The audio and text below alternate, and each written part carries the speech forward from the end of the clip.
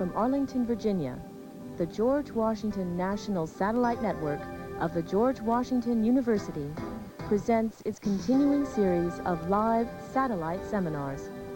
Joining us today is W. Edwards Demming. Dr. Demming will discuss transformation in management. Please call in your questions during the lunch break. In the U.S., call 800-424-9773. Or in Canada, call 800-535-4567. Now, to introduce Dr. Demming is Bruce Herbert of the Continuing Engineering Education Program at the George Washington University. Good morning, ladies and gentlemen, and welcome to the broadcast of W. Edwards Demming, Transformation in Management. I'm Bruce Herbert, one of the coordinators with the Continuing Engineering Education Program of George Washington University. Our speaker today is an internationally recognized consultant who is renowned for teaching industry and government his philosophy of management and its application to manufacturing, service industries, and governmental activities. He's as comfortable on the shop floor as in the classroom or laboratory, as effective with the hourly wage earner as with the chairman of the board. He has worked in fields as diverse as healthcare, transportation, engineering, and manufacturing. His principles of management, all 14 points, have revised thinking and practice regarding productivity and quality around the world. His talents and accomplishments have not gone unnoticed. In recognition of his contribution to the Japanese economy, the Union of Japanese Scientists and Engineers Institute created the annual Demming Prize. It is the leading industrial prize in Japan, awarded to the Japanese company which has best demonstrated adoption and practice of the Demming principles. The American Society for Quality Control awarded him the Schuhart Medal, and he was awarded the Second Order Medal of the Sacred Treasure by the Emperor of Japan. In 1980, the Metropolitan Section of the ASQC instituted the annual Demming Medal to be awarded for achievement in theory and application of statistical techniques for improvement of quality and productivity. In 1986, in Dayton, Ohio, he was inducted into the Sciences and Technology Hall of Fame along with Dr. Linus Pauling. And on the 25th of June, 1987, President Reagan honored him with the National Medal of Technology. It is a great honor and a pleasure for me today to present to you one who not only is called the father of the third wave of the Industrial Revolution, but is being hailed as the greatest thinker and lecturer of our time in the field of quality, productivity, and competitive position. Ladies and gentlemen, I give you Dr. W. Edwards Demming.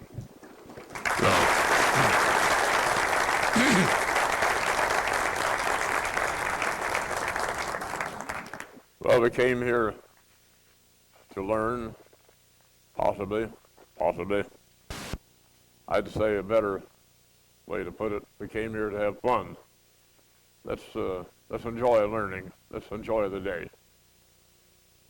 We've forgotten how to enjoy learning, forgotten the man is entitled to joy in his work. So let's start today. Have fun learning. Now, what did we come to learn? We did not come here to learn how to stamp out fires. We did not come to learn how to solve problems. We're here on a very important, far more important episode of learning. Sure, we have to stamp out fires. Sure, we have to solve problems. If that's all we do, we'll never get ahead. If there were a fire in this hotel, somebody shouts fire, runs for the fire extinguisher, pulls the lever for the fire department, they all get out, thankful to get out. And the management makes repairs, puts it back, no improvement. Stamping out fires is not improvement. Solving problems, sure we better solve them right now, but that doesn't put us ahead. We've been getting behind. We've been slipping for decades. I'm speaking of the United States. Been slipping for 3 decades. Now, why should that be? Must be some reason. I'd like to hear from you, your reasons. They're interesting to think about, isn't it? Did you know that in the year 1910, this country made half the manufactured product of the world? Well, it's so almost up to 1920. Half the manufactured product of the world. Let us be thankful. People live better today. They can make their own things. Some people can. They're doing a pretty good job of it too, aren't they? They're living better for it. What do you think the problem is? You see, we've been raised on an expanding market. We can't think of anything else. The good old days. Expanding market.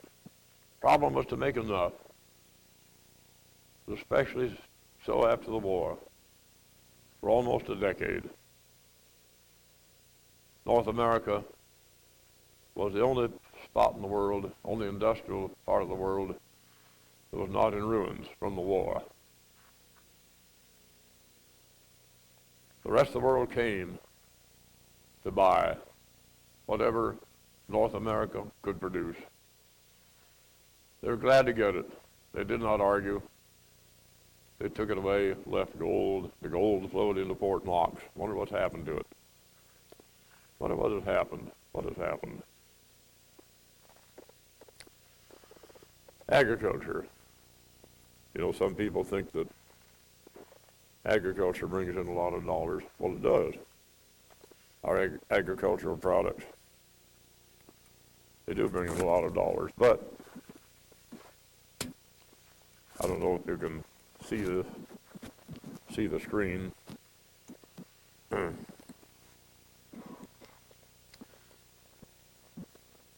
curve would look something like this. Export in dollars. Imports went along like this. Imports exceed the exports. We import more food than we export. And as somebody pointed out in one of my seminars, if we had figures for illicit drugs, the figures would look worse than they do now. But we don't have the figures. We do have some figures. I read in Harper's Index that the dollars worth of illicit drugs discovered by 8 per agent on the average for the year, $124,000. $124,000 per dog on the job. $3,640,000. Now, if it managed by figures, solution be easy. Hire more dogs. The dog enjoys his work. He sniffs around, gets good food, not worried about retirement, enjoys his work. I don't know trouble, I don't know anything about it. I fancy that to put a dog to work, you require several people. So if it managed by figures, as some people do, that might be the wrong thing. To hire more dogs might be the wrong thing. Anyway, interesting. Well, we were in an expanding market. Easy to manage a business in an expanding market, where the problem is to make enough. Customer takes it, glad to get it, walks away, leaves gold. That's what we were accustomed to. We didn't know anything else. Some people can't get it into their heads that anything is different now. It is different. We've been on an economic decline for 3 decades. a little hard to date a decline. You can date an earthquake, no question about it. To date a decline, a little more difficult.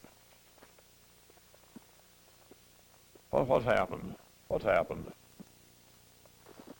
People can't believe that anything is different. Things are different. The change has been gradual, not visible, week by week, or month by month. You have to look back some years to see what has happened. Well, some industries, of course, are doing better than ever. I think there are more automobiles in the country, speaking of the United States, more automobiles in this country than ever before.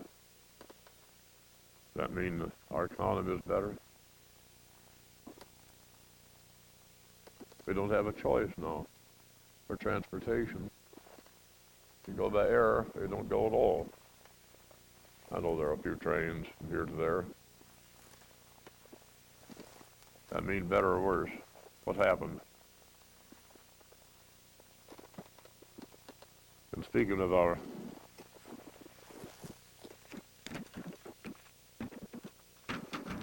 trade in agriculture, I'm of course including cotton, soybeans as our agricultural product.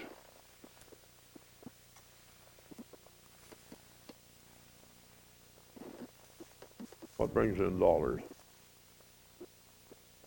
Materials for war bring in a lot of dollars. We could earn more dollars selling materials for war, or not for moral reasons. One of our greatest, most important exports is scrap metal. Scrap metal. We can't use it, so we ship it away. I have a fancy, and I don't have the figures, this microphone clipped on me. I fancy that the raw material in it, the scrap metal in it, worth about 18 cents. We shipped it out. We bought it back for $2,000. The price of this microphone is $2,000. Possibly $1,800. You buy 6 at a time. I don't know about the discounts. Ship out raw materials, buy them back in the form of finished product. What is the definition of a colony? A colony ships out raw materials, buys back finished product.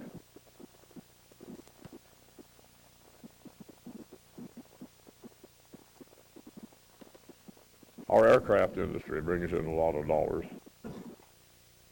And someone pointed out had a question. He was from the aircraft industry.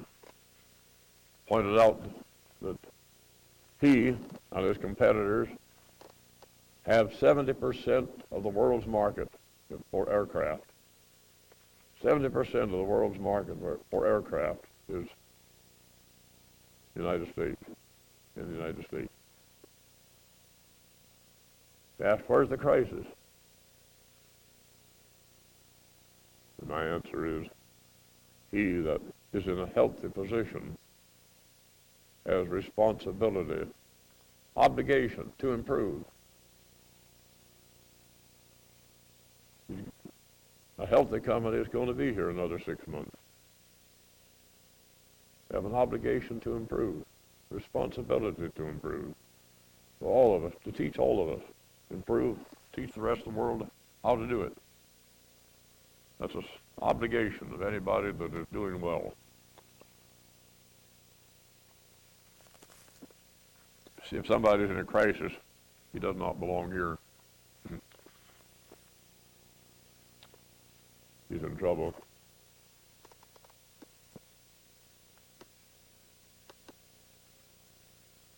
We came here to try to discover what we must do to transform and rise out of the ashes like a phoenix.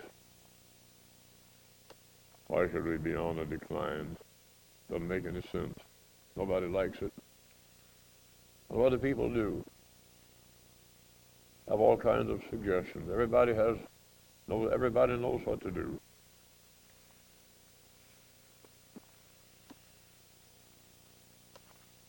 Go back to scrap metal. Scrap metal brings in a lot of dollars. We can't use it, so we sell it. The Mesabi Range between Minneapolis and Duluth in the year 1920 delivered iron ore. It was 74% iron. Magnificent iron ore. Today, 33%. Fished out, gone, sold off. Non-renewable. The yield is so low that steel companies concentrate the iron right at the mine into iron pellets, 74% iron, just to save transportation. 30 miles down to Duluth, and then by boat to Cleveland. Fished out, gone. What have we been living on? Fat. American movies bring in dollars. The service industry bring in a lot of dollars. Nobody knows how many dollars education brings into this country. I teach at New York University, and I'd estimate that 2/3 of the students are from foreign countries. Japan, Taiwan, Malaysia, Korea. There were 6 from Greece last semester. They bring in a lot of dollars. They're here on scholarships. They bring in dollars. The service industry, education is. Timber brings in dollars. Timber is renewable. Nature will renew a forest in 110 years. Man can do it in half that time if you leave him alone. Banking used to bring in dollars. Insurance, we were never as good at it as the British, but it was a very important service industry at one time. I'm afraid that those days are gone. The biggest U.S. bank today is far down the list of banks, biggest banks in the world. Banking today is known mostly for losses and bad loans. You think we need some quality in banking? How about it? And we might anticipate some of our learning. Where's quality made? In the boardroom. Top management makes quality. Quality can be no better than what is dictated at the top, by top management. Our problem is quality. Let me ask a question. What do you think of the quality of banking in this country?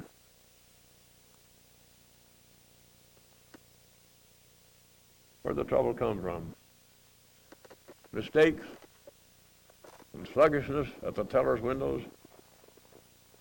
Mistakes in bank statements? Mistakes in calculation of interest on loans? Don't be silly. All that could go off without blemish, and the bank failed. Quality is made at the top.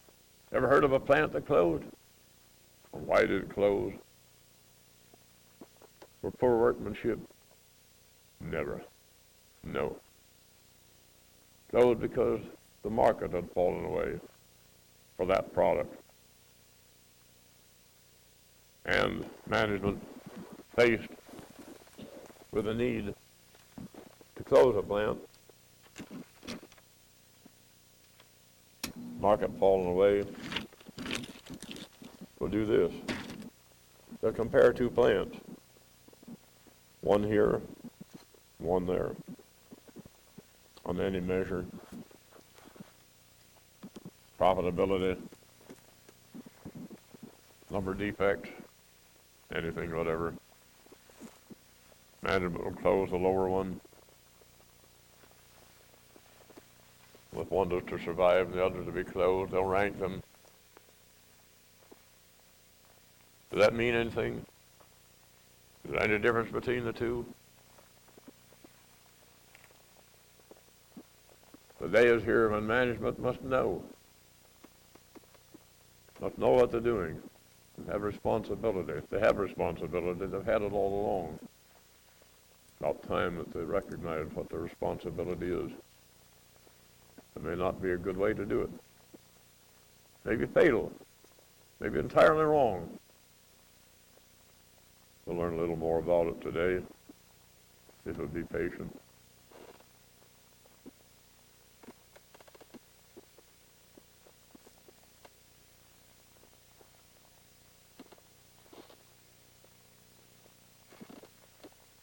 What's happened?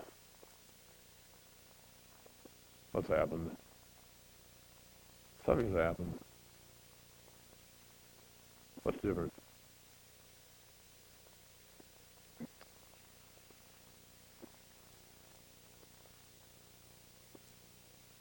Everybody has the answer on what to do. You read the answers in letters to the editor, speeches, books, answers. Our problem is quality. Given a choice, people here and in other parts of the world buy what is made elsewhere, given a choice. So many of them buy what's made elsewhere, not what's made here. In other words, we're not competitive on quality. And everybody has the answers. Everybody knows exactly what to do. Unfortunately, everybody knows. Let's take a look at some of the answers. I'm not sure that this screen shows to anybody not present in this room, but I'm deeply grateful that some people did come and are in this room so that they face each other. There are thousands of people that we cannot see that are listening. But I'd like to have them all feel free to ask a question at any time. You have communication. Ask a question. If we're going to go anywhere, we have to start from somewhere. We have a destination today. That destination is, I'd say, knowledge for management of industry, education, and government. We're going to acquire some knowledge for management of industry. Of course, I include service industries. Most of your dollar goes for service. Around 85% of your dollar goes for service. Cost of living determined mostly by service, not by food or manufactured product. We're going to learn something about management and the responsibilities of management. Are we still napping?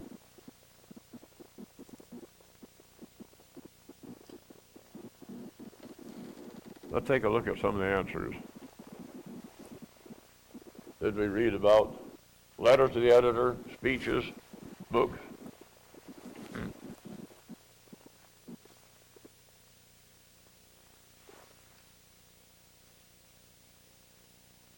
None of these answers is sufficient Some of the answers are negative. Do more harm than good. Do a lot of harm. But remember this. Every one of these suggestions comes from somebody that is only doing his best. Doing his best. That's our problem. As we shall see, people doing their best is our problem.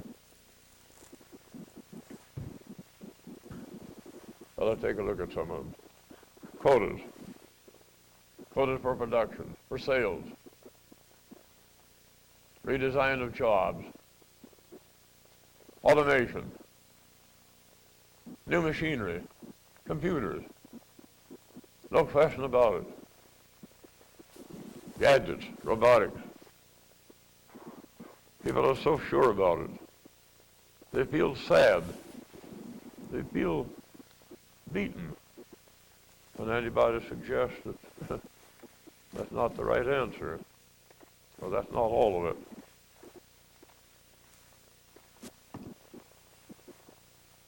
Quality audit, that'll do it. Audit trails, that'll do it. Best efforts, hard work. Demming's second theorem is this: we are ruined. We are being ruined by best efforts. We are being ruined by best efforts. Everybody's putting forth his best efforts. His intentions are good. That's our problem, best efforts. Without knowledge, somebody in Birmingham in England asked me in April, you told us Demming's second theorem for being ruined by best efforts. What's Demming's first theorem? Well, I had to admit I hadn't decided yet what Demming's first theorem is, but I've decided since that time. Demming's first theorem is that nobody gives a hoot about profit. No, nobody gives a hoot about profit. If anybody cared, if the management really cared, they'd try to manage the losses and gains that are unknowable. Figures for which are unknowable. Those are the losses and gains that management must manage. They've been managing by figures. The heaviest losses and gains are not on the balance sheet. We can no longer live that way. All right, let's go ahead. Audit trail, best efforts, hard work, MBO, management by fact.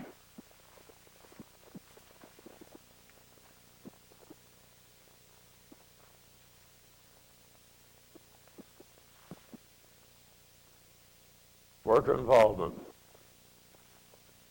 Sounds great. It is important. That's not all the answer. Workers are involved. All they ask for is a chance to work with pride. That's all they ask for. Incentive pay. What are your figures? Your financial people and their figures for your balance sheet show the losses from incentive pay. Where are your figures for the losses from incentive pay? Where are they? Of course you don't have them. Nobody can measure them. It's the losses that are unknowable. The losses that are unknowable we have to manage. Rank people. Rank plants. Rank teams. Rank divisions. Reward and punishment. So simple. Skills only required. Most management today is by skills, not by fear of management. Skills only. Suggestion program. Well, let me go back. Rank people, teams, plants, divisions, with reward and punishment. and the ranking doesn't mean anything, as we shall learn if we stay with it today and work hard and enjoy our work. Suggestion program with monetary reward. Happy customers sound great. We certainly don't want unhappy customers. Happy customers a solution. Loyal customers solution. Loyal customers.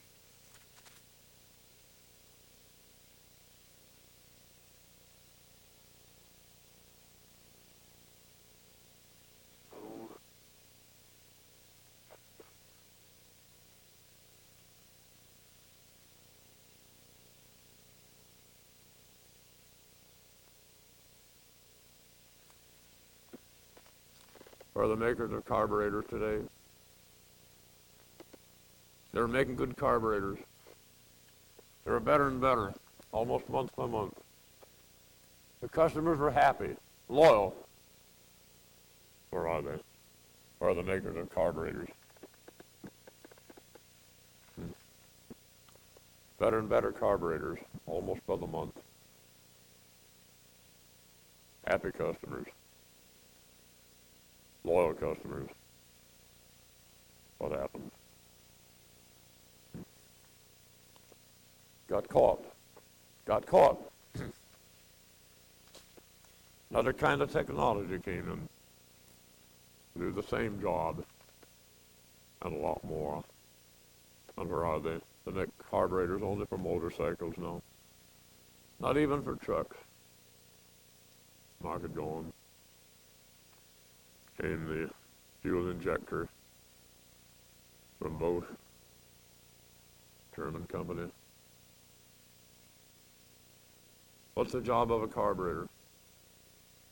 To put a stoichiometric mixture of fuel and air into the combustion chamber. Does a good job. Came the fuel injector. Cost more. Not cheaper. Cost a lot more. Fuel injector costs more, much more than a carburetor. Puts a stoichiometric mixture of fuel and air into the combustion chamber. Adjusted to the temperature of the motor, speed of the motor, where you ever put on the accelerator. Does the job of the carburetor and a lot more. And it costs more. Not enough to have satisfied customers, nor loyal customers, and to do a good job, to do your best. That will not necessarily keep you in business. You think the plants of makers of carburetors closed for shoddy workmanship? Don't be silly. The market fell away, and the plants closed. Let's face a few facts.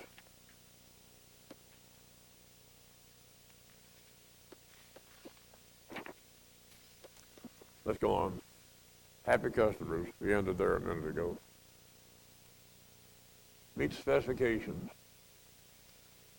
Meet specifications. Zero defects. No. Not enough. Not enough. Oh, no. Certainly we don't want defects. Certainly we wish to meet specifications, whether they have any meaning or not. And specifications can have meaning now through considerations of loss functions and cost. Zero defect days. I've heard of such a thing. Sign the pledge. I will hereafter make no defect. I know you can't believe it. These are true things, true events. Exhortations. Do it right the first time. Be a quality worker. That's all anybody asks for, is a chance to be a quality worker. A chance to do it right the first time. That's all they ask for.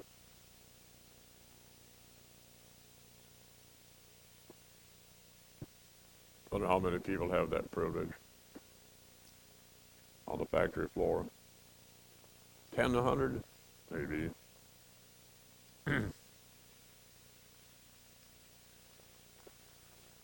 Establish a quality office. That'll do it. Establish a quality office. That'll do it. No question about it. Get out of my office. Put somebody in charge of quality. Put somebody in charge of quality. Problem. Definition and resolution. Sounds great. Skills only required. Let me read a letter. Open my book right to it. Out of Crisis, page 127. This letter went to Dr. Lloyd Nelson of the Nashua Corporation. The president of my company has appointed me to the same position that you, Dr. Nelson, hold in your company. He has given me full authority to proceed, and he wishes me to carry on my new job without bothering him. Can you imagine anybody fool enough to take the job when the president is the only one that can do it? What ought I to do?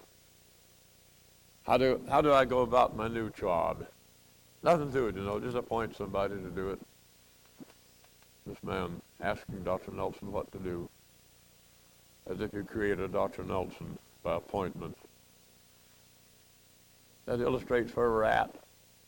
A good illustration of where we're at.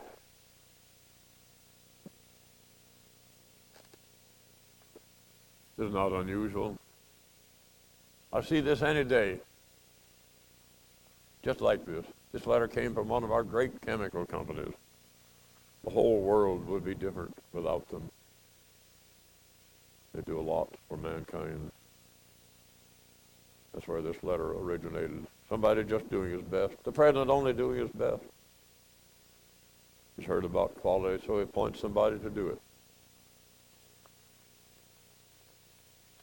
Sure, the president will need help. He sure will need help. Does not relieve him of his responsibility.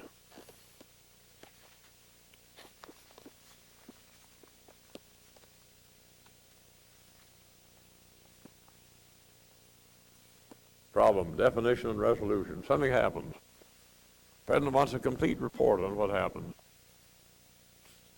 And resolution.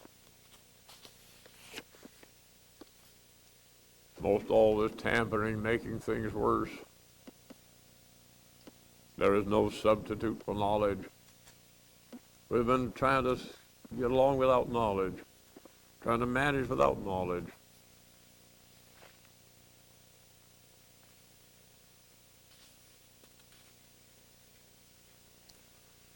Oh, little ingredient missing. Little ingredient missing from all these ideas and from management today. A little ingredient missing. That missing ingredient I call profound knowledge for management. If you have a better name, tell me. There is no substitute for knowledge. Skills will not suffice. No reactive behavior. We need knowledge. And we're going to learn a little about it today. Let's go back just a little. Another one we could add here. The president of one of our huge corporations, when he went into office, put quality into the hands of his plant managers. Put quality in the hands of his plant managers. The poor plant manager with the devil's own job, trying to use those materials, trying to put things together, have all kinds of problems. How you maintain his sanity, I don't understand. Devoted to the company, works so hard, so many responsibilities, tries so hard, cannot be responsible for quality. How could he be? All he can do is try to do his job with what he has. He's not responsible for quality.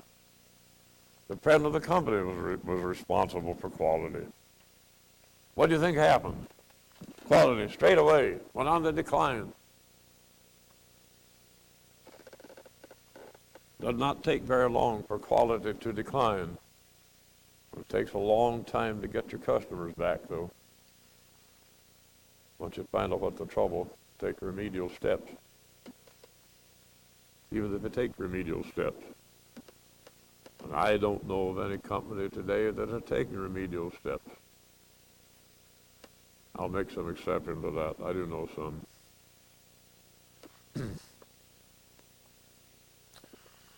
Wish you could follow me around in my consultations. I get around.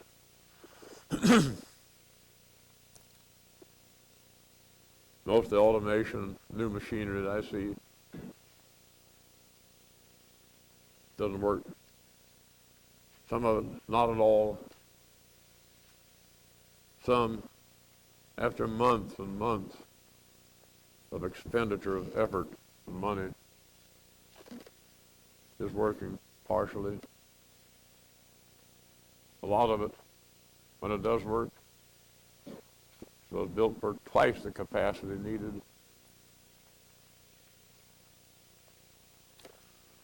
Most of what I see, investment, automation, new machinery, computers and gadgets, the source of low quality, poor quality, and high cost. I saw some yesterday, and I'm not going to tell you where it was. I saw some the day before. Sounded great. Doesn't work. Cost enough money. And there was nobody there that knew it wasn't working. They didn't know. How would they know? How would they know? How would they know? How could they know? How could they?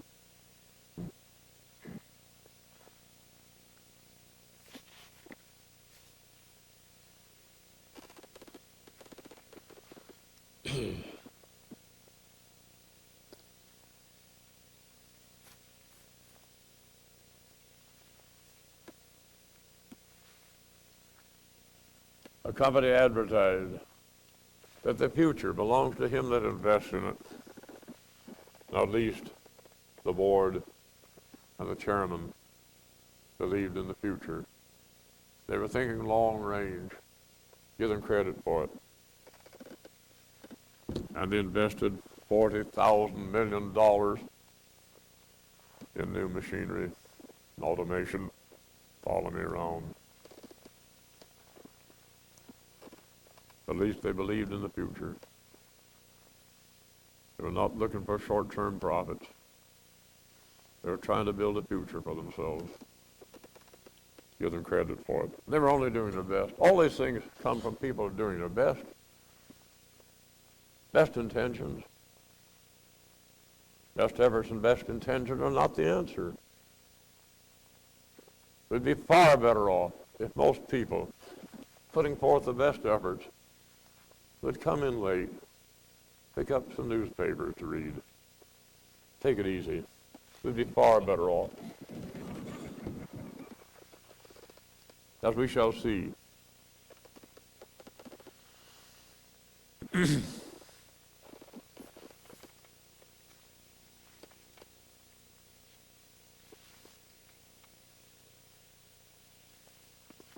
I was reading this article one time.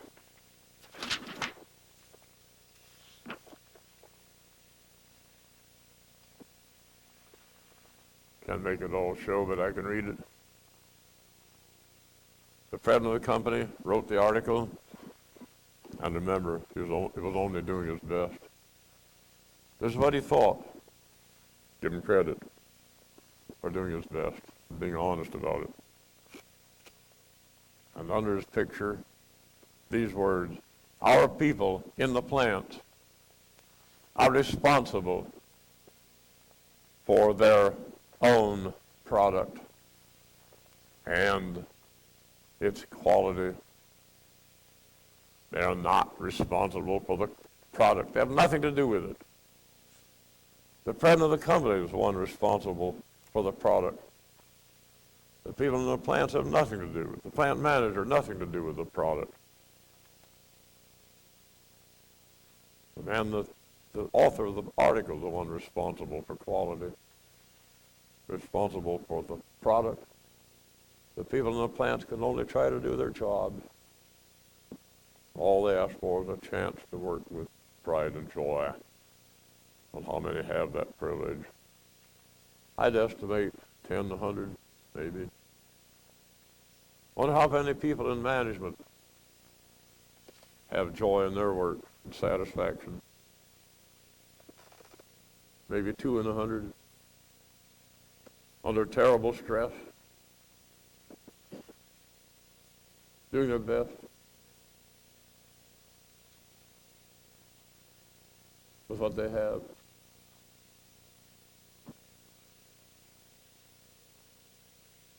I don't know how they take it.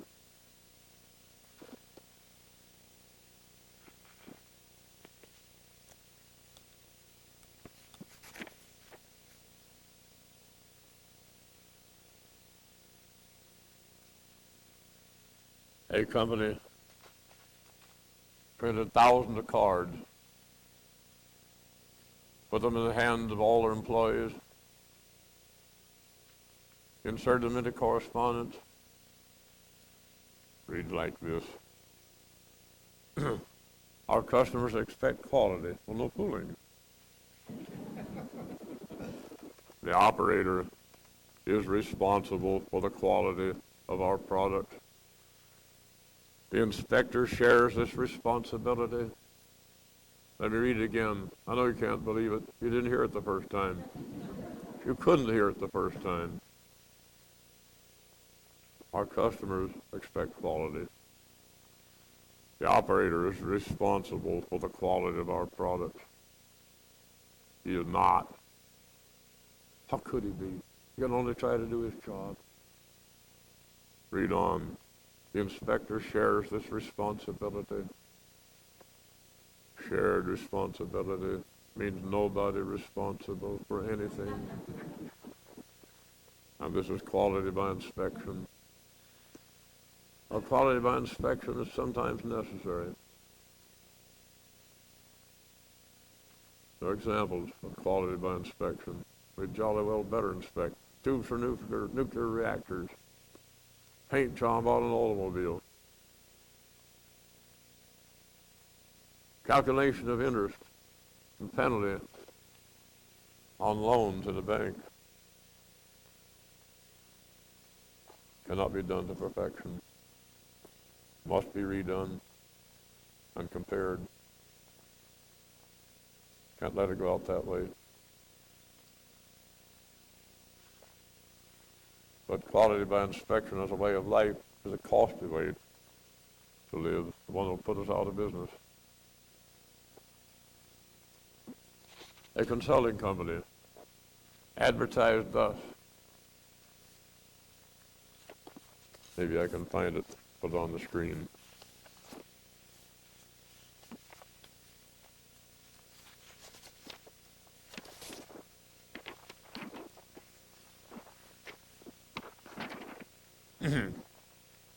Computerized quality information systems.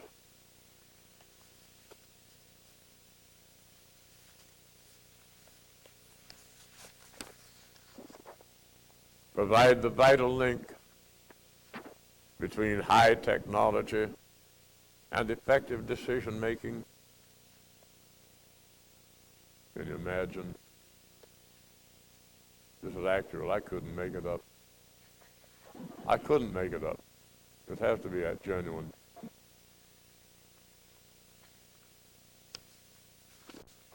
Computerized quality information systems provide the vital link between high technology and effective decision making. I suppose somebody has an office and the title is decision maker.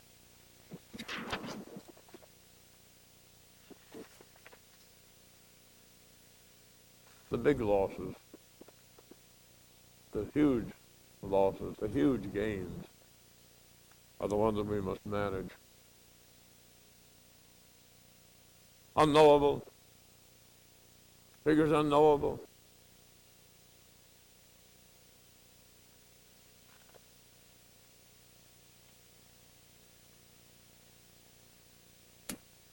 What are some of them? Ranking.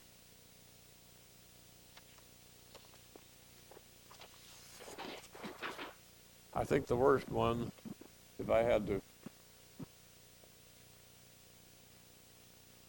say which is worse, I think the worst one is ranking. Ranking people, ranking teams, ranking plants, ranking divisions on competitive measure.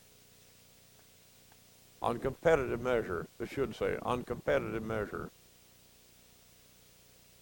for sales, savings to that division or that team.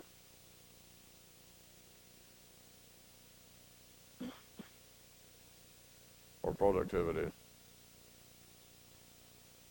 or profit, any competitive measure, whatever. Rank them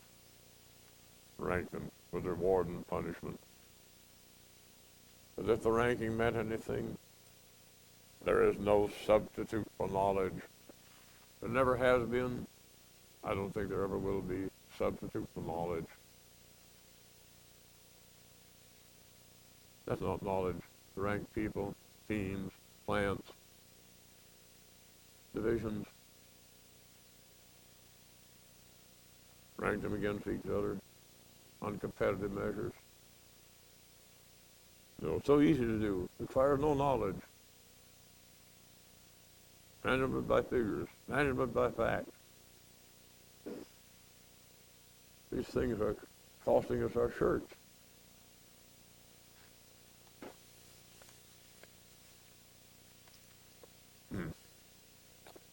Worker training worker.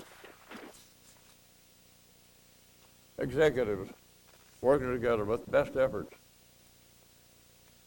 trying to improve quality, trying to improve service, the market, trying to improve profit, but working without guidance and profound knowledge. There's no substitute for knowledge.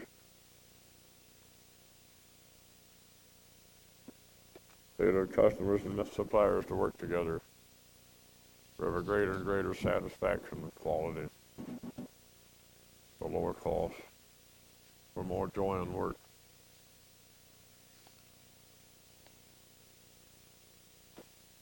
Failure to understand loss functions.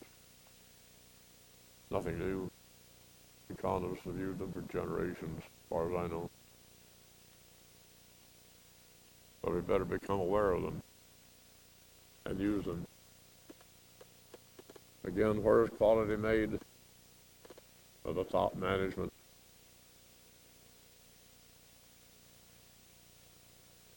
The output of a company cannot be better than the quality directed at the top. The people in the plants and in service organizations can only produce at best the design of product and service prescribed and designated by the management. Job security and jobs are dependent on management's foresight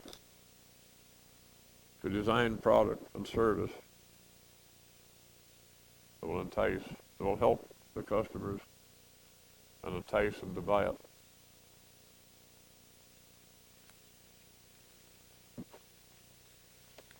And now we're going to dig into a subject that I call profound knowledge.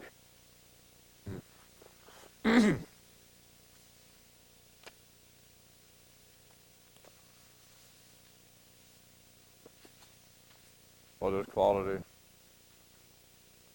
Is a product or service that will help the customer and entice him to buy it. Must help the customer in some way. and there must be a market for it.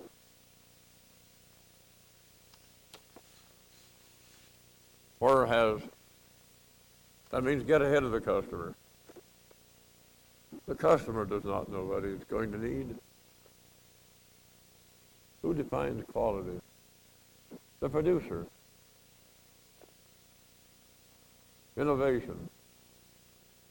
Design of product, design of service, redesign, improvement, innovation.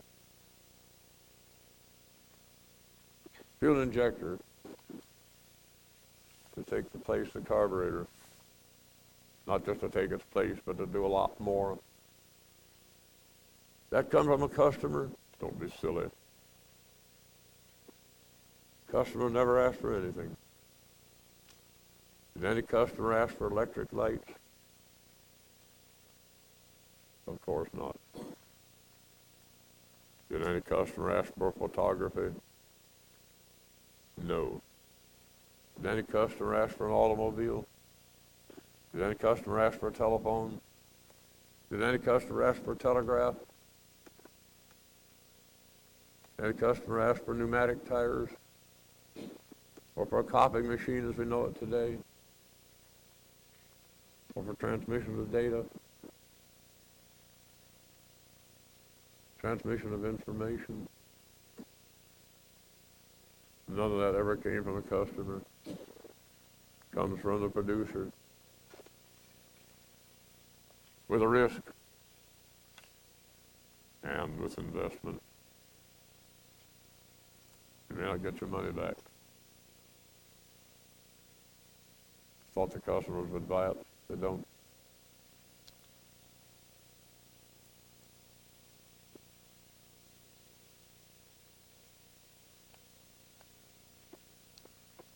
Even in the plants and the service organizations, this hotel,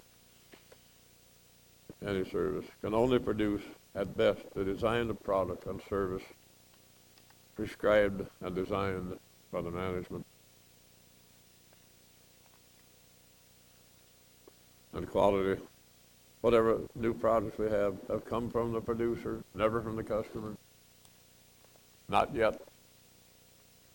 By getting close to the customer, trying to predict what he'll need in the future, what will help him, and what might he buy.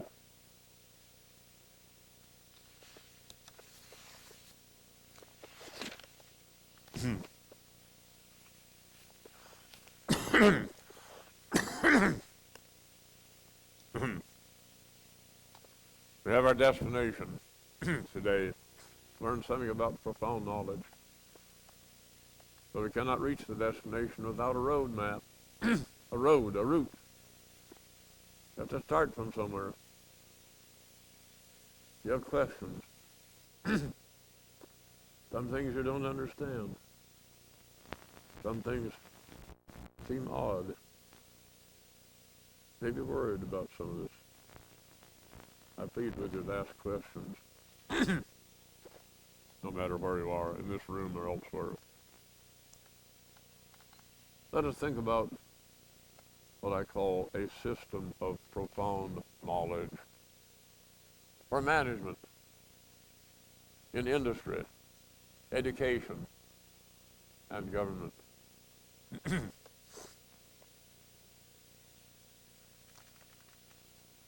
The system of profound knowledge, as I see it, consists of 4 parts. But they're not separate parts. One is appreciation for a system. Appreciation for a system. What is a system? We'll see later on, the bigger it is, the better it'll be the gains. The greater could be the gains for all of us. We need knowledge of variation. A lot of knowledge? No. We need some theory of knowledge. What do I mean by knowledge? There's no knowledge without prediction. any statement that conveys knowledge,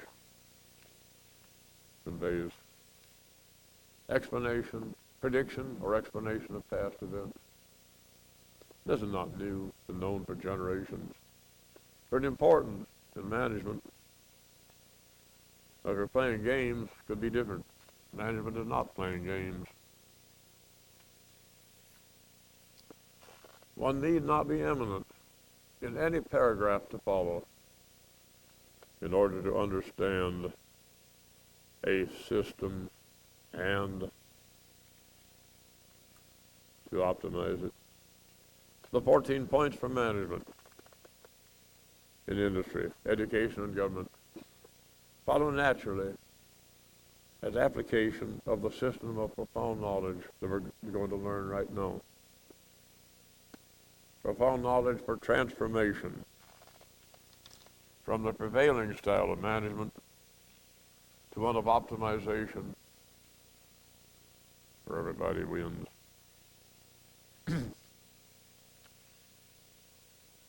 These various segments, again I'll repeat them: appreciation for a system, some knowledge of variation, some theory of knowledge, some psychology, are not separate. They depend on each other. There's interdependence. The segments cannot be separated. They interact with each other. Knowledge of psychology is incomplete without knowledge of variation. People are different. There'll be variation. There'll be differences between people. Differences in application of anything. If the psychologist understood variation, as learned in the experiment with the red beads, which most of you have seen, simple, stupid experiment, they could no longer participate in refinements of instruments for rating people. They know it cannot be done. They'd understand why. Knowledge of variation is necessary for anybody. A lot of knowledge, no. One need not be eminent in any paragraph to follow in order to understand the system and to optimize it. Need not be eminent.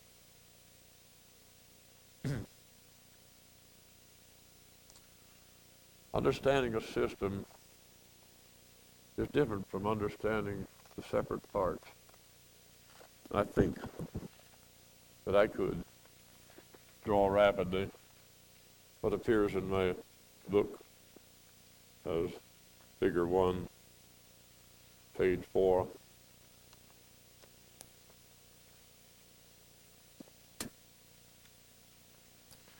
We have design and redesign of products. Is one function of management that determines materials and services to buy. Materials and service come in.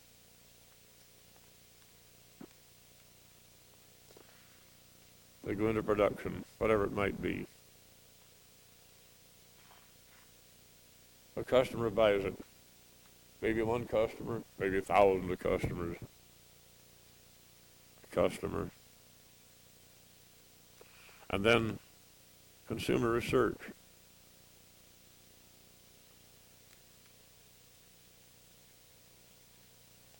To try to look ahead, what might serve the customer better than what we're giving them now,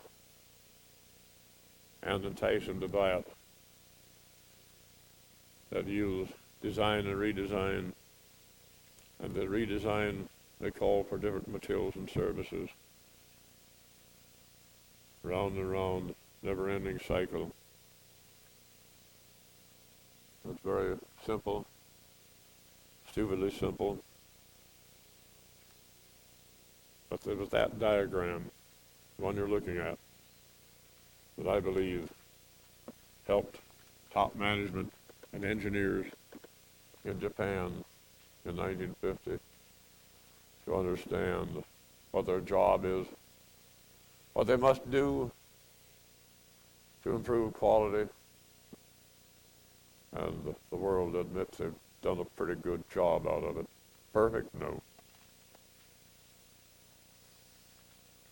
The Japanese had knowledge, had lots of knowledge. There were people, they had great scientists, some of the best mathematicians, chemists, metallurgists. Ask anybody in our Navy. The Japanese also knew what quality was, but they did not understand it as a system. They had knowledge in bits and pieces, and for the Navy they had a system of knowledge. Ask anybody.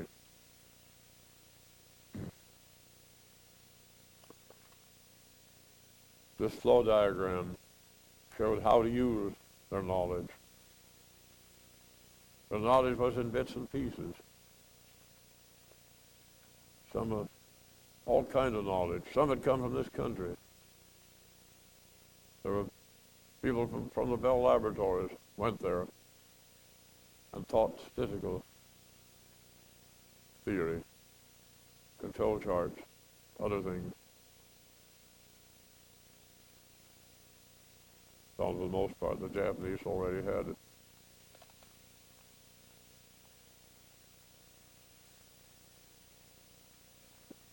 Now the Japanese saw how to put their knowledge together. They had knowledge, but they did not understand it as a system. It was in bits and pieces, sub-optimized. Each little group claiming that his method was best, without regard to its effect on the system as a whole. I think it was this diagram, more than anything else. Sure, I taught knowledge. Dean Seabass, University of Colorado, pointed out our exports in agriculture diminished because knowledge diffuses. Knowledge of agriculture goes across borders without a visa.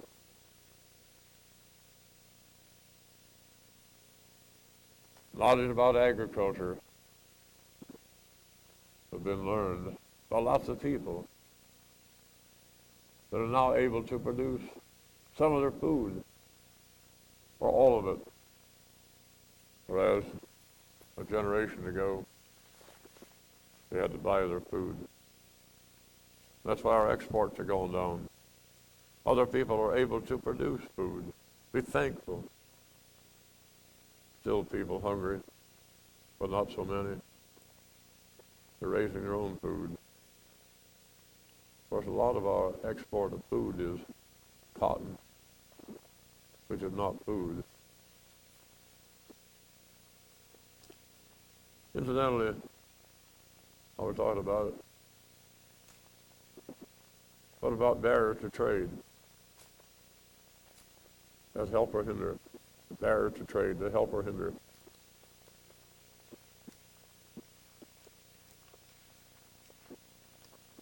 What country has the most barriers to trade?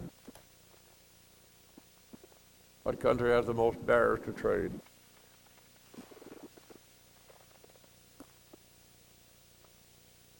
Three years ago it was France. The United States was only number 2. Now it's different. The United States is number 1, France is number 2. We beat them. One of our problems. A lot of barriers people don't even know anything about. Cotton. Do not admit long staple cotton. Mexico raises long staple cotton. One of the only ways they have to earn a dollar. We will not take it. Egypt raises long staple cotton. do not take it. The one way is to earn $1, but we won't take it. He that ever felt of goods made of long, stable cotton would know what we're missing. But we don't know anything about it because we never felt of such a thing, didn't know about it. I think I'm right in saying that the publisher of a book in English, they import 2,000 copies only. That's 2,000 copies is not enough, or not enough to pay the startup cost. Might as well be zero for 2,000 copies. Who knows about it? Almost nobody. No sugar permitted to come in. Not any.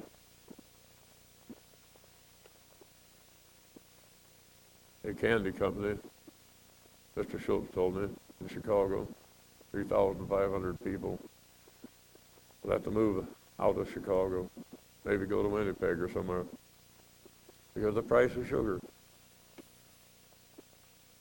Price of sugar 50% higher than the world price. Let none come in. Where did all these things come from? Selfishness. Failure to understand the system. And everybody loses. Even the growers of sugar.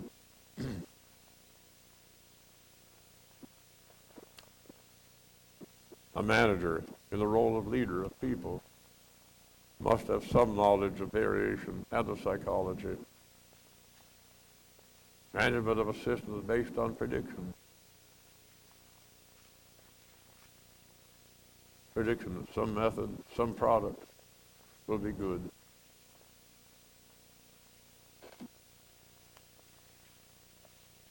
Fear of variation plays a vital role in optimization of a system.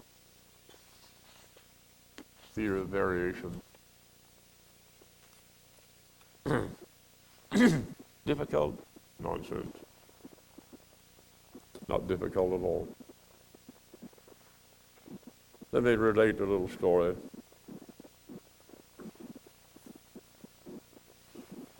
Mr. Hackerboard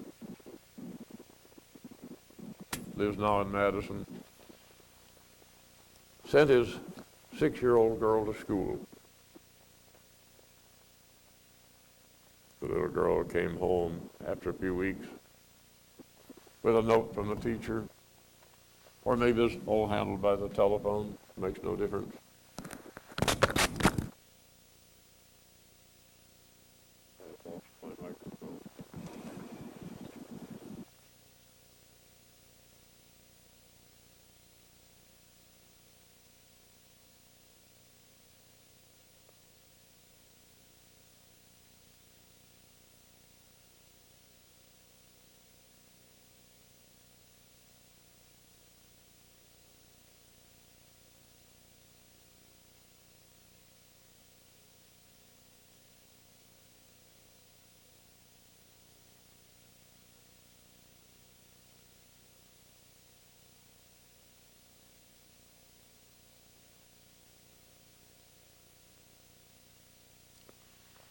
All right, Mr. Hackerboard lives in Madison, sent his 6-year-old girl to school. After a few weeks, the little girl came home with a note from the teacher. The teacher had given 2 tests thus far. This little girl was below average in both tests. Warning to the parents, trouble lies ahead. Other parents received the same note, were worried. Mr. Hackerboard tried to explain to them that it meant nothing. They wished to believe him, but they dared not. Other parents received note like this. Your little boy was above average in both tests. Genius lies ahead. Trouble lies ahead. Your little boy was above average on the first test. Sunk. Below average on the second. Was below average on the first test. Genius coming up. Ascended. Above average on the second one. 32 little boys and girls in the class. I'll just do a little thinking. 32 divided by 4 is 8. You see,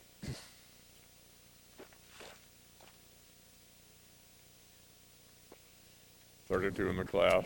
Roughly, here's examination number 1, test number 1. Number 2, here's the average for number 1. Here's the average for number 2. Put anywhere. No matter what, roughly 8 will be below average in both tests. Roughly 8 will be above average in both tests. Roughly 8 will go from above to below. Roughly 8 will go from below to above. Inevitable. Inevitable. There's not a thing you can do about it. You can't repeal that law.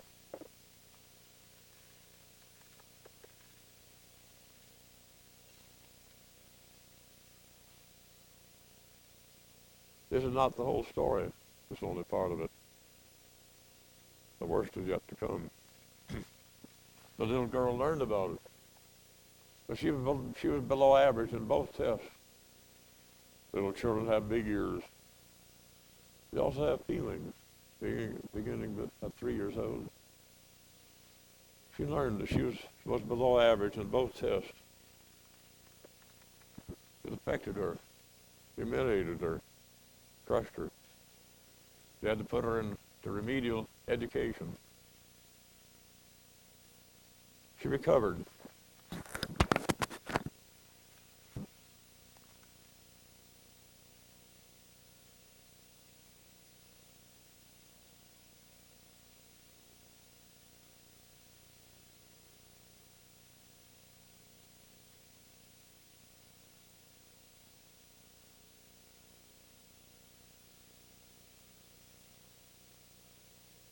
A life lost. How many little children needed remedial education and did not get it? Nobody knows. Unknowable, almost unknowable losses. How to come about. From a teacher doing her best, concerned about those little boys and girls. Warning to the parents, doing her best. Just doing her best, but without knowledge. Without knowledge. Is this difficult? Nonsense. You think a teacher should know something about variation? How could you do her job without knowledge of variation? Is this difficult? Nonsense. Just doing her best.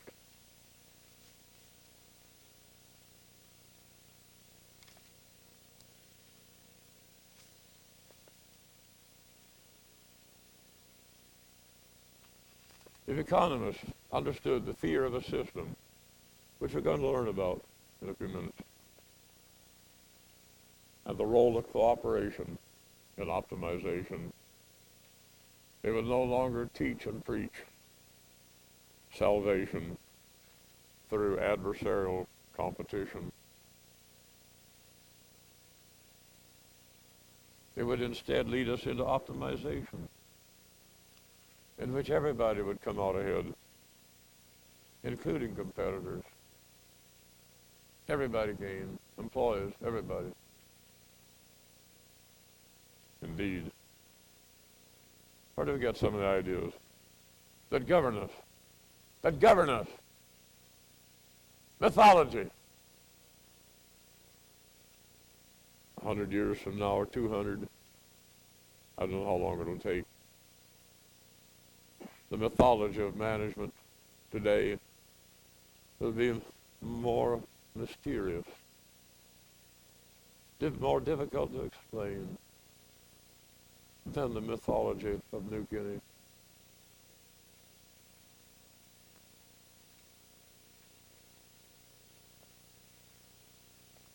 Indeed, if a monopoly, or 2 or 3 of us that have a stranglehold on the business, on any commodity or business, on any product or any service. If we were to get together and set prices higher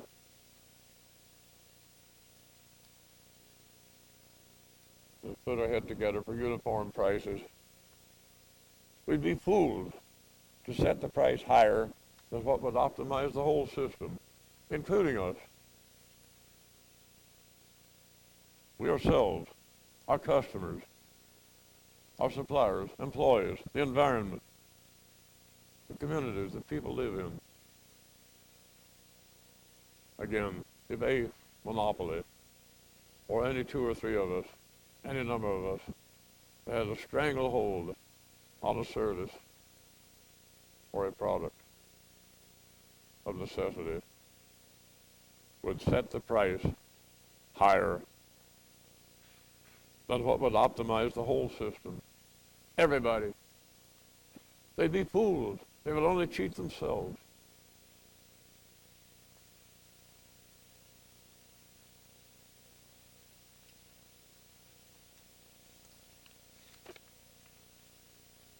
What is a system? A system is a series of functions or activities. I'll call them components. Any word you please will serve the purpose. I'll use the word components.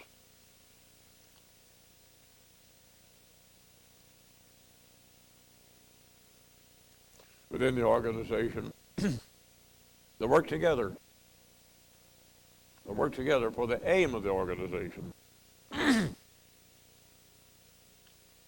The mechanical and electrical parts that work together to make an automobile or a vacuum cleaner form a system.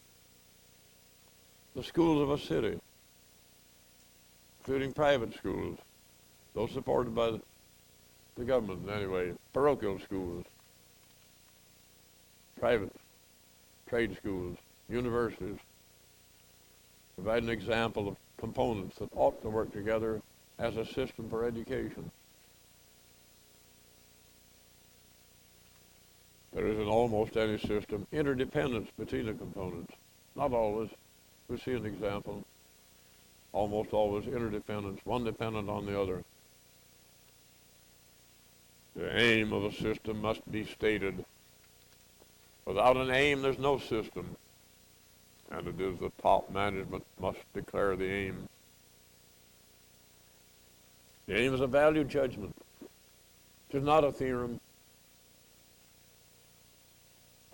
I'd say, for myself, the aim would be for everybody to gain. Economically, and enjoy of learning and of working. Stockholders should gain, employees, suppliers, customers, community, the environment over the long term. For example, with respect to employees, the aim might be to provide them with good leadership, to provide opportunities for training and education, for growth, plus other contributors, safety, plus other contributors to joy and work. Optimization means accomplishment of the aim. Everybody gains. Failure to optimize, I'll call sub-optimization, cause of loss to everybody in the system.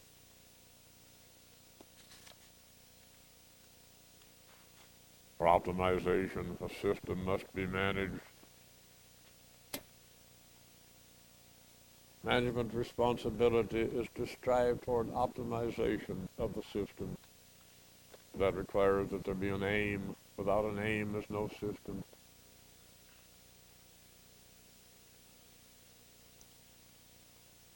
Growth in size and complexity of a system, rapid changes with time, requires overall management of efforts of components. You might suppose that the components, individuals, teams, divisions, different functions, could manage themselves. for optimization of the whole system. In practice, they don't see it.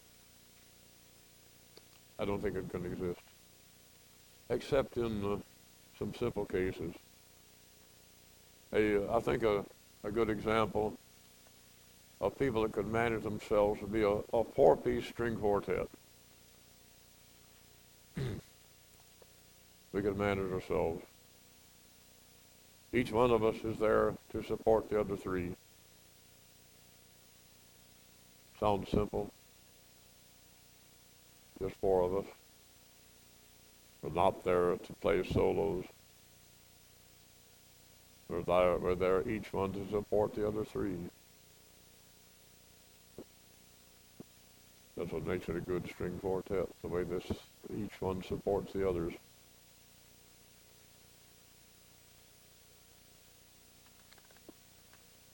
A large organization would require someone with knowledge as aid to the president. The president's job, he has not all the knowledge that he needs. Who has? You need help. You need an aid to the president to help the president.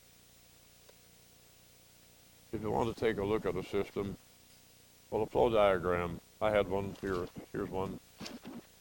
Here's a system. Stupidly simple it is. A system. We looked at it a while ago. Stupidly simple. But there you see a system with an aim. Aim is customers. Profit.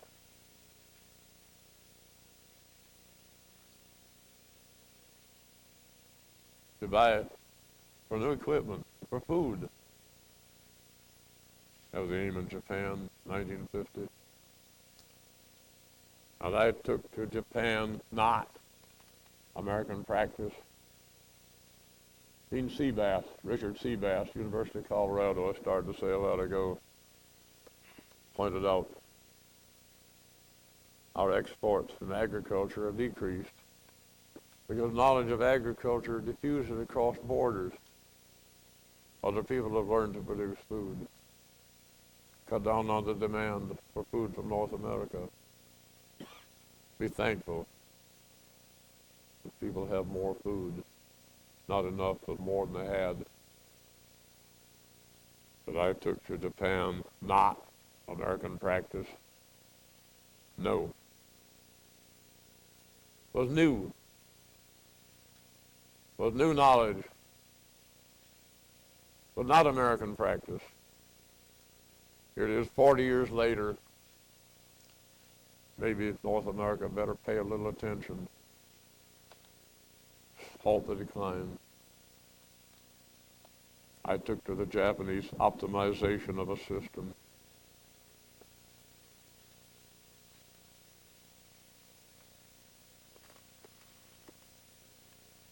An example of a system well optimized is an orchestra. Let's take the Royal Philharmonic Orchestra of London. 140 pieces, 140 players. Are they there to sing, to play solos? Each one to play as loud as they can, attract attention. Exactly the opposite. However, every player is there to support the other 139. Not to play his own solo. And they're not the best players in the country. The best players are out giving their own concerts. And of course we like to hear them. And the Royal Philharmonic Orchestra of London may bring in anytime one of those great artists to play a concerto or to sing.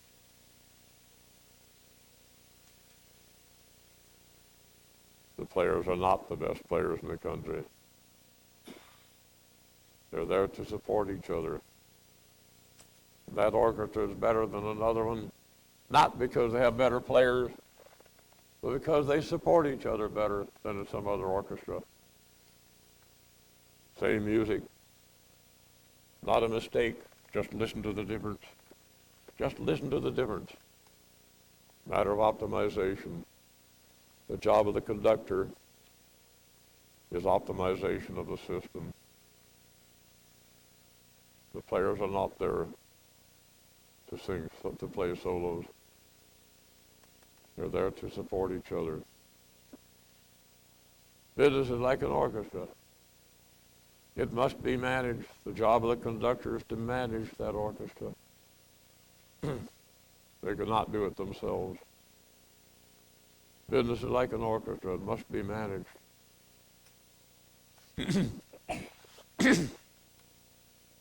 There's some pursuits in which I think there's very little interdependence. You see, in the orchestra, there's interdependence. Everything that anybody does depends on other people. They're there to support other people. Businesses should be the same way. For survival, it's only a matter of survival. Only a matter of survival. There is no other way. Solving problems and stamping out fires is not the way. Sure, we have to stamp out fires. Certainly we have to solve problems. Survival depends on understanding a system and optimization thereof. An example of a pursuit which is very little interdependence is a bowling team. Each one bowls, you just add up the scores. They're not there to support each other. Well, probably wrong. When they're not playing, they try to help each other, teach each other. But the scores merely add up. For the game, they merely add up. In business, you don't add up the scores. In orchestra, you don't add them up. Incidentally, a lot of what I have to say here, I'd say the germ of it, the gem of it, comes from Dr. Barbara Lawton, who is aide to the president of Albany International. My intern, she is good.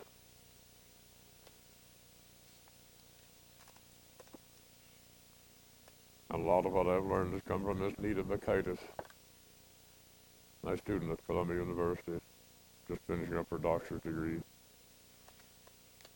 A business is not an organization chart.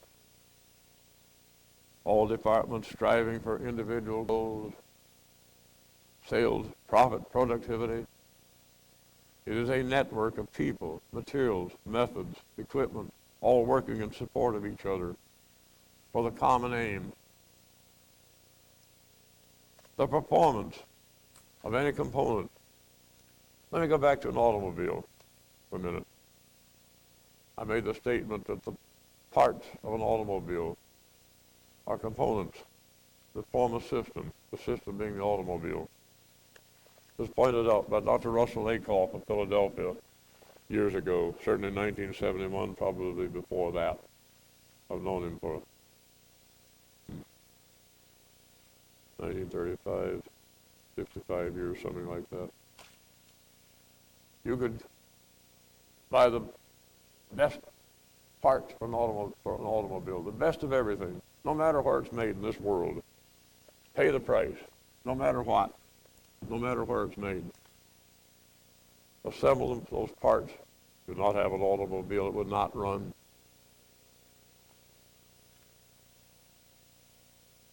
They form a system. The parts form a system. Each supports the other, some of the others. The performance of any component, any team, any individual, any division is to be judged in terms of its contribution to the aim of the system. Its contribution to the aim of the system, not for its individual production or profit or sales nor for any other competitive measure. Some components may operate at a loss to themselves for optimization of the whole system, by which they and everybody else comes out ahead. Let me try to explain it with an example. I like stupid examples. This is one.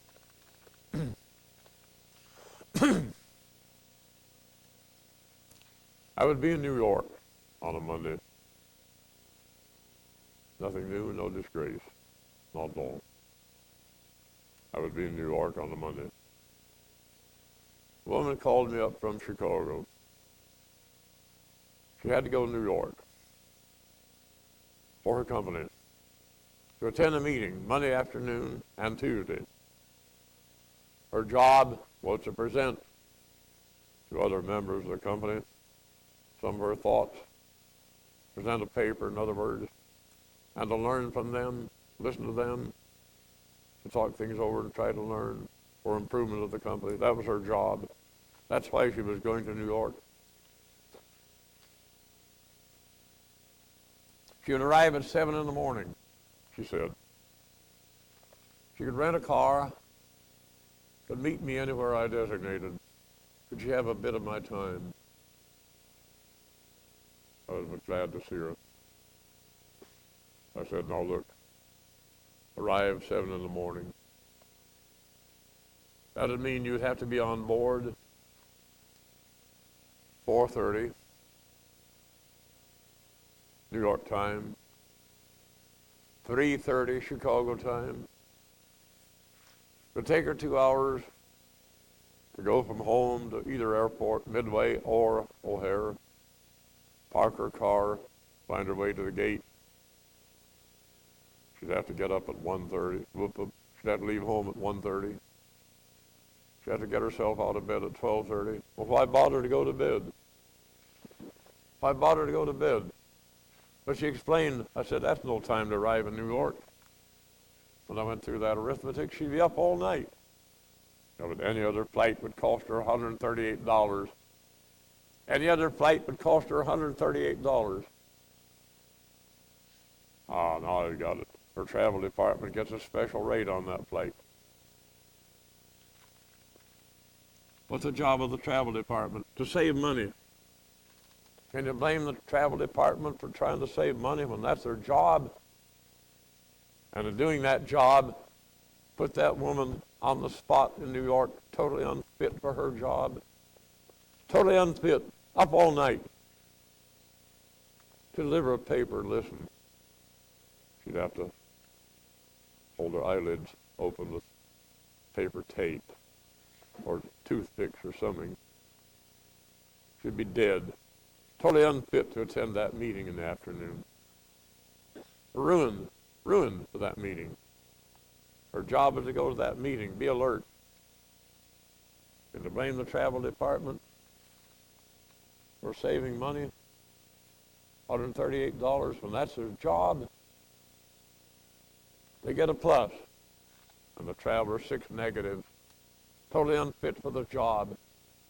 See what I mean? Travel department was rated on their savings. Can you blame the travel department for trying to save money when their job depends on how much they save? That is not optimization. See, you think that's an unusual company? You know who that was? I'll tell you privately, not publicly. One of our huge companies. And why are they big? Plain luck. Certainly not by management. When I told that story to the dean, Dean Feldfetter, Columbia University, he said, that's not bad management, that's just plain foolishness. That's not the only story. I mean, that's the only part of it. Same woman received invitations from this company in Brussels, in Madrid, and in Rome to come there and teach them. They wanted to learn from her. Her boss must have been very pleased and proud of her. Now, the sensible thing to do, I should think, would be for her to take a month. Go to Brussels, Madrid, Rome. Take it easy. See a little of the country. Rent a car, go by train or whatever. But the company has a rule that if anybody spends more than a week anywhere, he must accept cost of living allowance.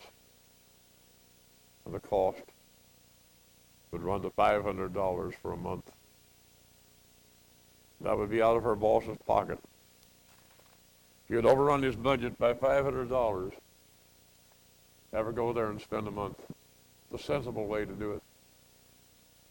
So, here's the solution. To save the $500 out of his pocket, she had to make 3 separate trips. 3 separate trips. A week at a time. No outlay for a cost of living. But at a cost of $4,000 to the company, but not out of his pocket. Cost the company $4,000 for fares. And think of that woman having to make 3 trips.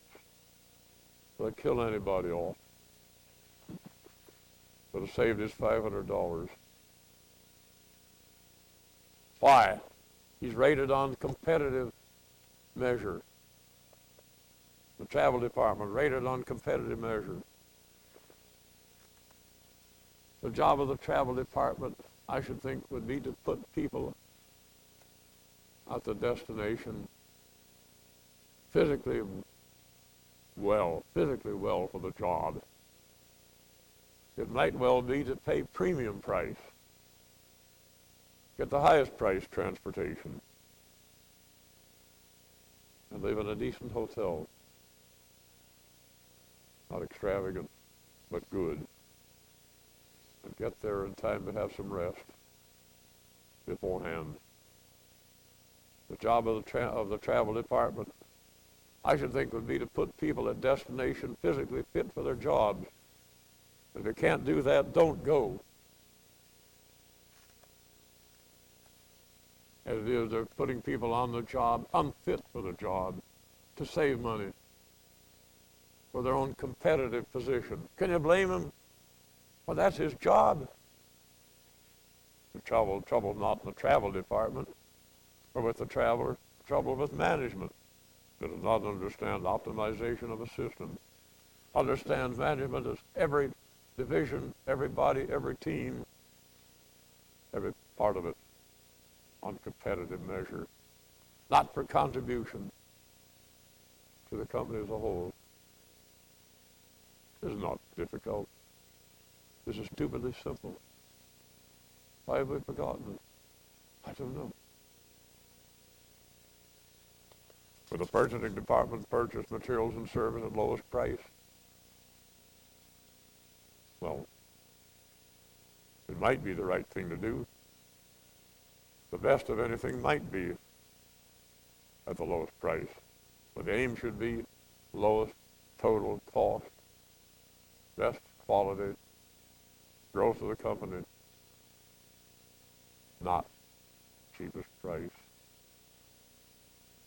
You know, anybody knows that. It's merely a matter of trade-off. This has been known for generations.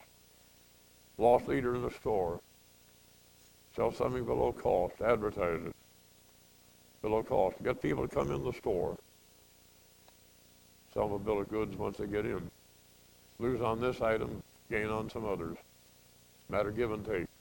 Nothing new about this. When it comes to management, we forget it.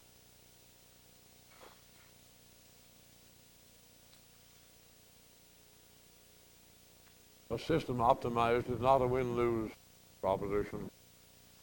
It's gain, gain, everybody gain. No loser. That's what we have to understand. Optimization of a system should be the basis for negotiation. Everybody come out ahead. For any talks between management and labor,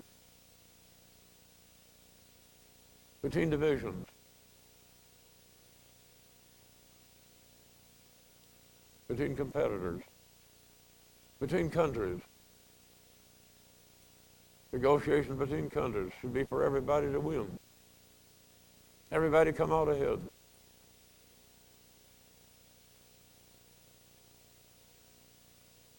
And he that goes into negotiation to defend his rights is licked before he starts. The aim should be optimization for himself and everybody. And we can have it within our grasp. Sure takes knowledge and some effort. A lot of solutions are not obvious to me. It will take some effort. It will take knowledge and determination. Take knowledge of a system, and optimization of a system. That should be the job of management.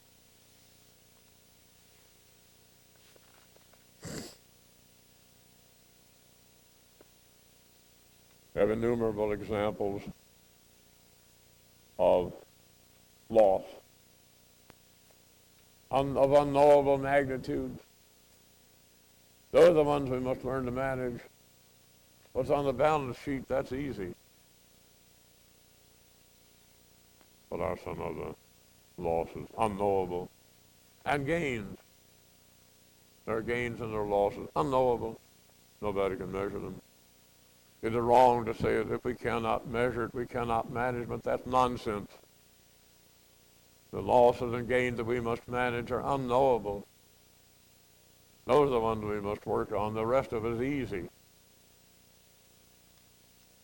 That's what we've been working on. And that's the reason for our decline. We've ignored the unknowable losses and gains. Done nothing about them. Not even knowing about them.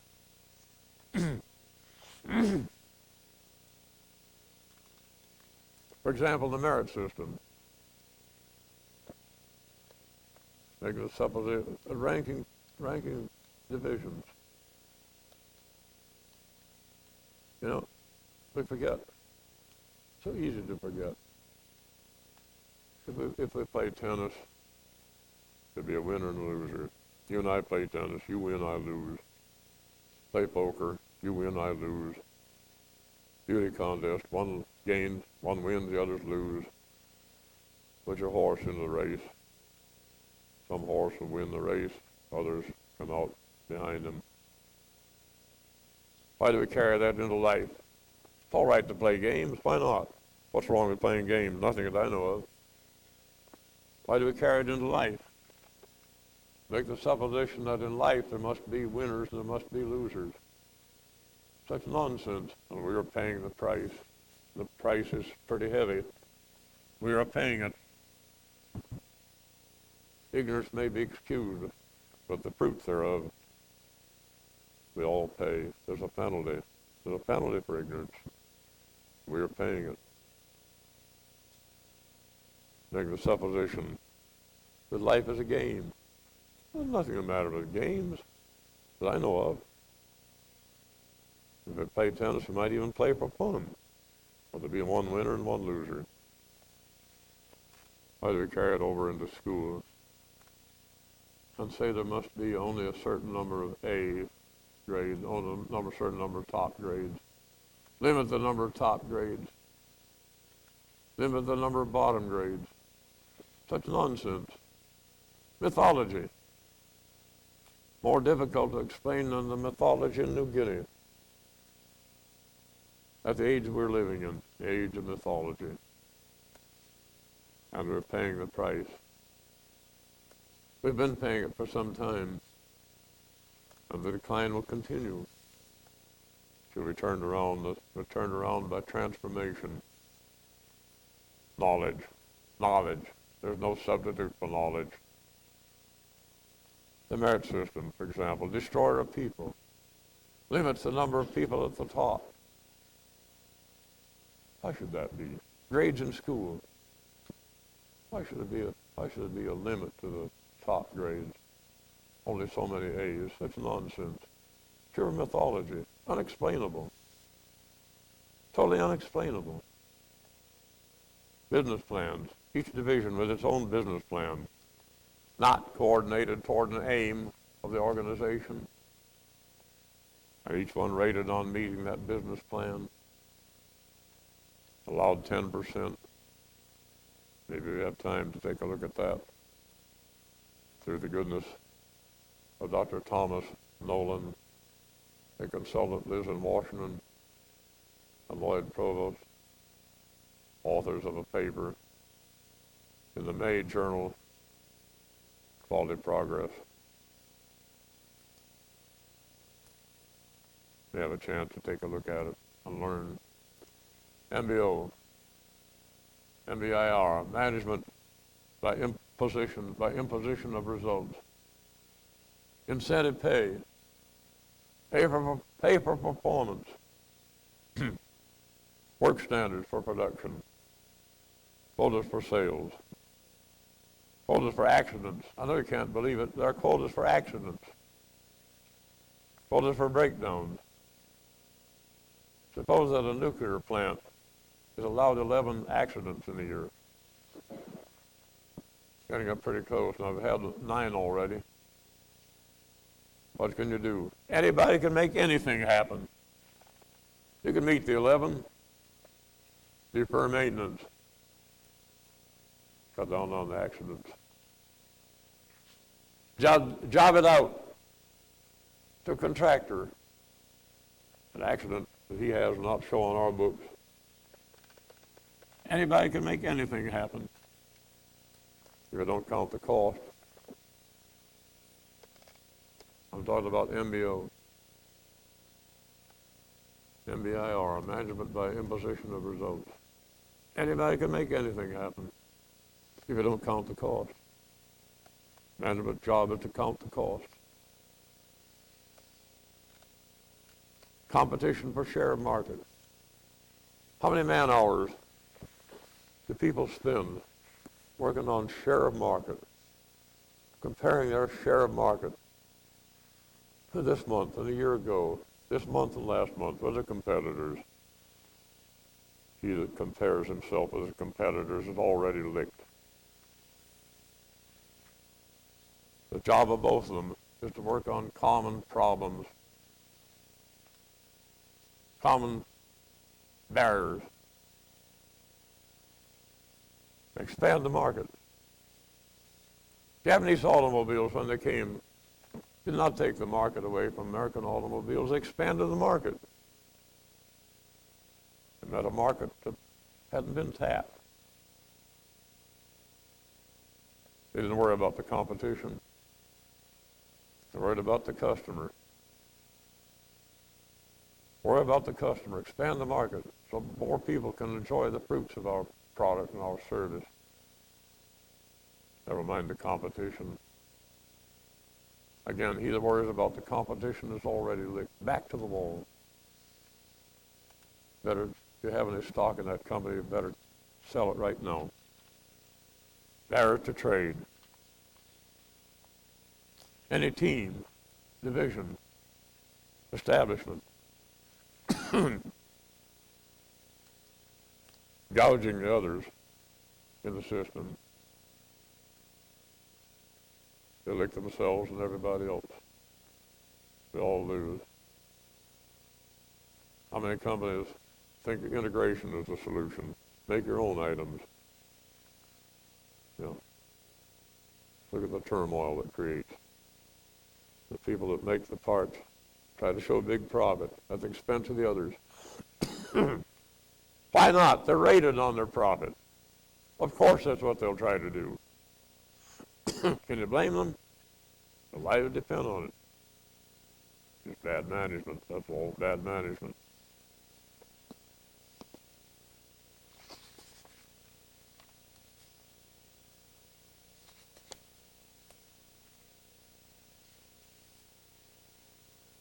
We must understand the loss function. The loss function is a curve. Never mind the shape of it. Need not be symmetrical. In fact, it will not be symmetrical. Hardly ever be symmetrical. It'll come down to a minimum back up again. And the bottom part you may regard as second degree. I can illustrate it this way. Here's a wheel. I put it on the table, vertical. It comes down to a minimum. The top of the table is a minimum. Won't go any lower. I may move from the point of contact to the right or left a short distance, and for practical purposes, table and wheel are the same. Contact is of the first order. You cannot distinguish between the wheel and the table. For short distances, right and left, a millimeter or 2 or 3 from the point of contact. I was thinking in Minneapolis when I explained this, tried to, my own words, trying to explain it, to an audience of 600 in a 4-day seminar.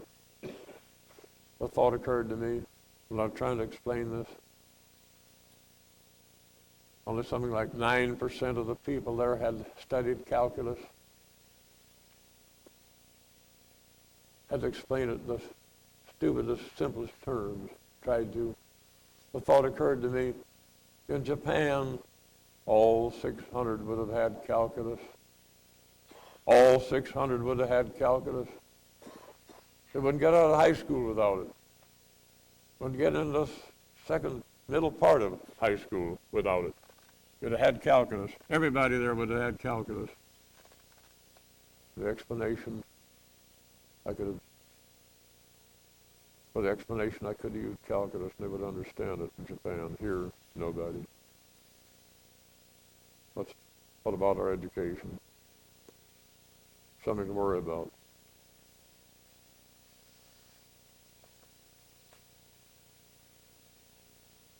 This meek young Chung sitting right here in the front showed me, I think it was Monday's Wall Street Journal. Somebody said, about time they had a reckoning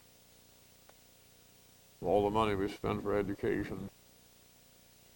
Let's measure the benefit of it, as if you could measure it. Any wonder we're in trouble?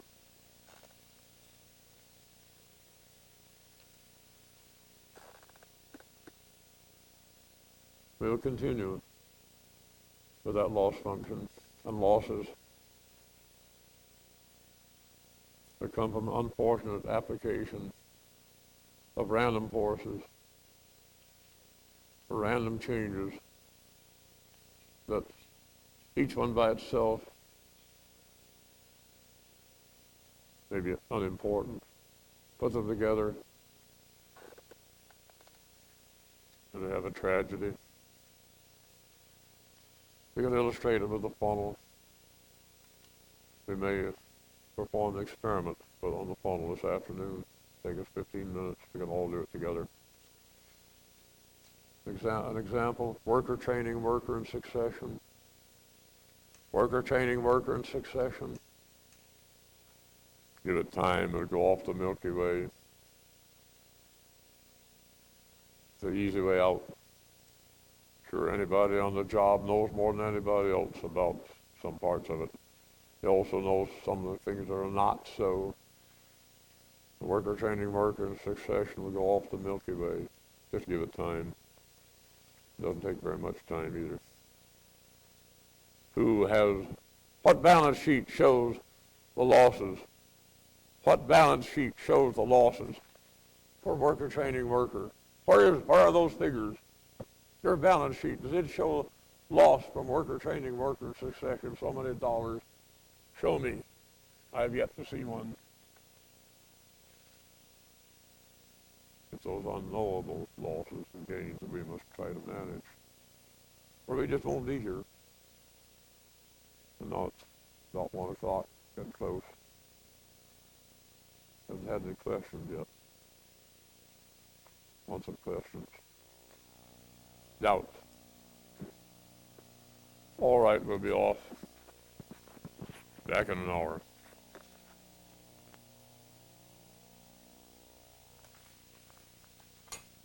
We have now come to the lunch break of our telecast.